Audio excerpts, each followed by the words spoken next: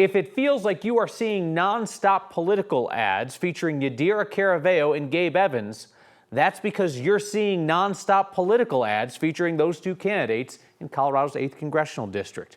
It's the closest race in the state.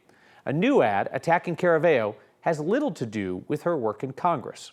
Here's politics guy Marshall Zellinger. Colorado passed our taxpayer Bill of Rights. Two new political ads attacking Democratic Congresswoman Yadira Caraveo leave out important context on an issue a member of Congress does not deal with.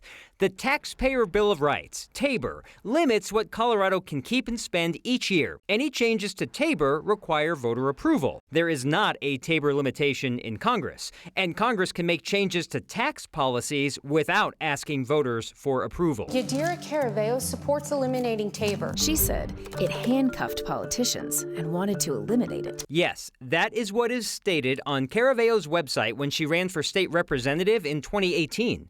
But TABOR is not something Congress has to be concerned about. TABOR is in Colorado's Constitution and caps how much the state budget can increase each year. Anything over that gets refunded to residents. Separately, TABOR also requires voter approval for all tax increases. Caraveo even backed a bill to try and let the government keep any extra money that should have been refunded to you. Yes, she did support that bill, but the ad leaves out the very important next step, that voters have the final say, and rejected the idea.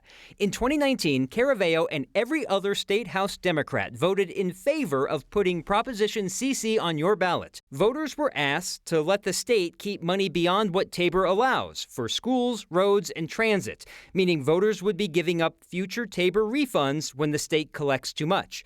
Voters said no, with almost 54% against. And even if it had passed, it would not have changed needing voter approval for any tax increase. That part of TABOR was not up for a vote. And again, TABOR has nothing to do with Congress. Who are these two groups with the same type of ad? One is called Strategic Majority PAC. Go to its website, and it's just a picture of former Republican House Speaker Kevin McCarthy with a quote. Can't click on anything else.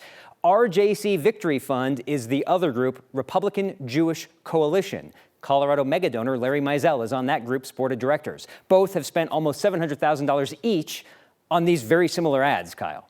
And again, they're talking about something that happens at Colorado State House with the Taxpayer Bill of Rights. There is no Taxpayer Bill of Rights in Congress, of course. They say we're going to hike your taxes and you're going to like it. Right, no matter who that district sends to Congress, and we've heard about it from the presidential standpoint with former President Trump wanting to do certain tax policy and Vice President Kamala Harris saying she wants to do certain tax policy. That happens without anybody having a say except Congress. But what they're focusing on in the ad is something voters definitely have a say on. So clearly that district, there's been research done that says, hey, if you talk about money, TABOR, you're going to perk people's eyes and ears up, and maybe they'll make a vote based on that issue.